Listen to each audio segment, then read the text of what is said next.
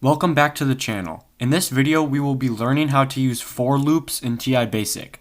In the previous video, we covered conditional statements, and in today's video, I will assume that you already know how to use if-then statements. The program we will make to cover the for loop will be based around the multiples of numbers. So to get started, create a new program and title it multiples. As always, we want to start the first line by clearing our home screen. The idea of this program is that we want to find the multiples of a given number in the range between a lower bound and an upper bound. So first use input commands like I have here. In this example, I'm using the variables n, l, and u. Now before we get into the for loop, let's first create an if-then statement that will end the program if the inputs don't make sense. For example, when the lower bound is greater than the upper bound. Your if statement should be an inequality saying when the lower bound is greater than the upper bound, display an error.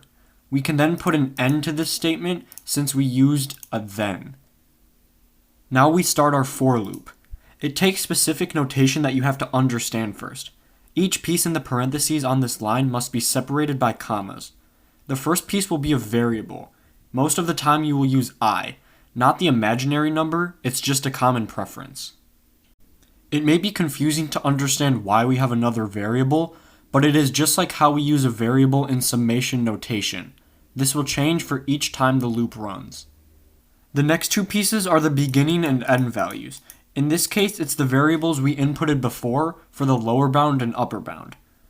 These bounds tell the loop what values of I it should run through. Now there is one last optional piece we could put in here, and it's the increment. If we close off our parentheses, it will set the increment to 1 by default, but say you wanted to check even numbers only from a range 0 to 10. You could set the increment to 2 by adding another comma and the increment before closing your parentheses. You can also make the increment negative if you're beginning at a higher number and ending at a lower number. But for this example, we aren't going to set an increment since it already defaults to 1. Now we have to make the program check if I is a multiple of our original input n. To do this, we create an if-then statement, and we have it say that when I divided by n has a remainder of 0, then display I. To type the remainder function, you press math, and it's the 10th option under the num menu. The notation is like this, with the dividend and the divisor separated by a comma. Now we're going to use two end commands. One is for the if-then statement and the other is for the for loop. Now we can execute our program from the home screen. In this example where we want to find multiples of 7 between 0 and 100, it will spit out all the multiples. However, it doesn't give us time to see each one at the start. To fix this, we are going to use the pause command. Going back into our editor, we can insert a new line under the display line. To do this, hover your cursor over the line you wish to move down, in this case the end line right here. Press second insert, and then enter, and now we have a new line under the display command. In this new line, press the program button and hit enter on the 8th option in the control menu which says pause. The pause command embedded in the loop will allow us to scroll through the outputs at our own pace, hitting enter after each one. So when we run the program now, we can hit enter after each time it displays a new multiple. There is one more thing we can add to this program, and that is a counter to add up the number of multiples in our given range. This is a very useful aspect of using for loops.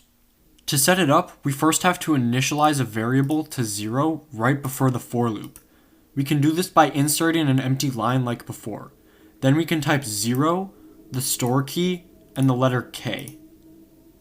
We can insert another empty line in our if-then statement, so when another multiple is found, we can increase our count by 1.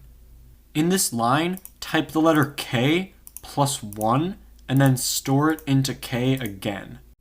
This may seem counterintuitive, but think about how the loop is running. It is incrementing by 1 every loop until it reaches our upper limit we inputted earlier. Every time it finds a remainder of 0, it adds 1 to our count variable k and runs the loop again from the start, this time with a new count.